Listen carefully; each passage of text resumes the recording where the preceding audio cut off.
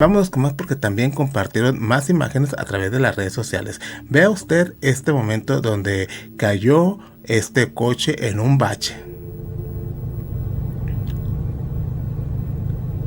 Ahí está toda la raza tratando de sacarlo.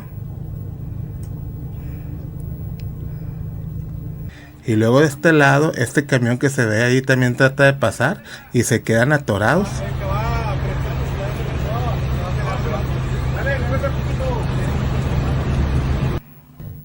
Pues eso nada más refleja la mala calidad del pavimento que con esta lluviecita pues de volada ya se rompe ahora sí que el cascarón de lo que le pusieron el chapopote, y pues ahí están las consecuencias de estas precipitaciones del mes de octubre, ya, que como ya decíamos pues no es muy normal que ahorita en octubre pues estén las lluvias tan fuertes.